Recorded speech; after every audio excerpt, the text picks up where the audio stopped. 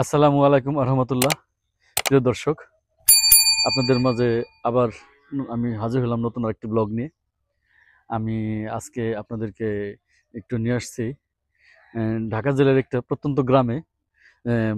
ভাবেন যে কাঁচা রাস্তা দিয়ে, আগে এরকম কাঁচা রাস্তা সচরাচর পাওয়া যেত। এখন একটা কাঁচা রাস্তা খোঁজার জন্য খুঁজতে হয় যে কোন এলাকায় কোন গ্রামে কাঁচা রাস্তা আছে। প্রিয় দর্শক, আপনারা আমাদের সাথে থাকেন। আমরা আপনাদেরকে কাঁচা রাস্তাটা দেখাইতেছি। আমরা তো ছোটবেলায় ক্ষেতের আইল দিয়ে হাঁটতাম। ক্ষেতের আইল দিয়ে মানে আমরা যে জয়পাড়া উপজেলা শহরে যেতাম, ক্ষেতের আইল দিয়ে কোনাকুনি যেতাম। এখন ওইভাবে ক্ষেতের আইল দেওয়া যাওয়া হয় না, কারণ রাস্তাঘাট ঢালাই হয়ে গেছে, পাকা হয়ে গেছে। এবং যে খালগুলি সংস্কার করে খালগুলো যে খালের মাঝে 12 মাস পানি থাকে বিদায় এখন কাঁচা রাস্তা যাওয়া হয় না। কিন্তু আমাদের খুব নিকট একটা কাঁচা রাস্তা পাইছি। সেই কাঁচা রাস্তাটা আমরা আপনাদের সামনে উপস্থাপন করতেছি। আপনারা একটু আমাদের সাথে থাকেন।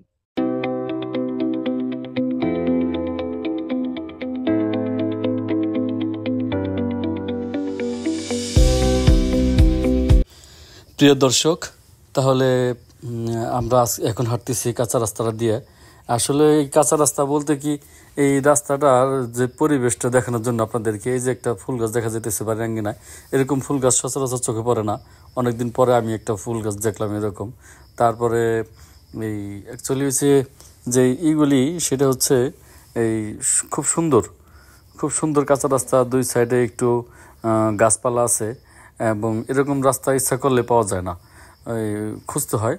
আর একটু সন্ধ্যা আসন্ন, বলতে মাগরিব আসন্ন, মাগরিবের সময় যার জন্য একটু ভিডিওটি একটু অন্ধকার অন্ধকার হইতেছে।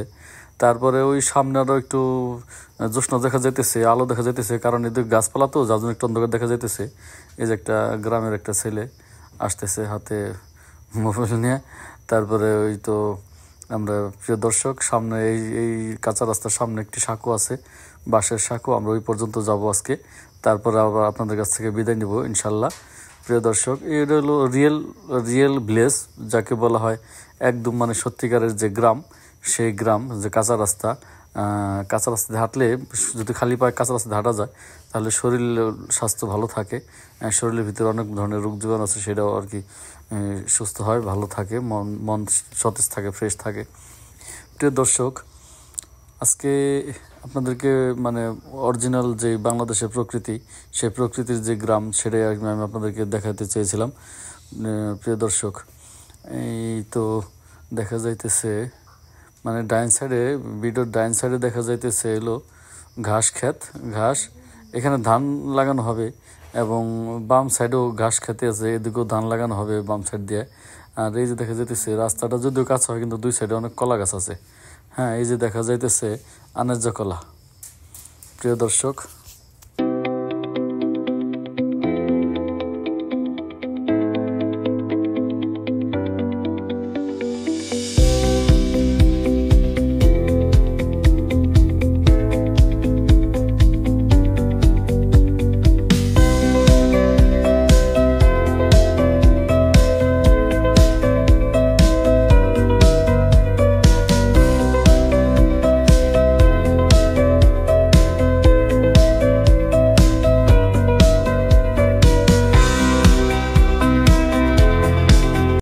প্রিয় দর্শক, আপনাদেরকে বলছিলাম যে এই কাঁচা রাস্তার সামনে একটি সাঁকো আছে, যাকে বলা হয় বাঁশের চার।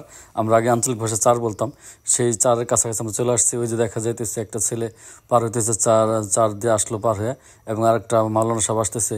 এই যে পাশে যে মাছাটা দেখতেছেন, এই মাছা এলো এলাকার কিছু লোকজন বিকালবেলা বসে গল্প করে সময় কাটায় আর কি।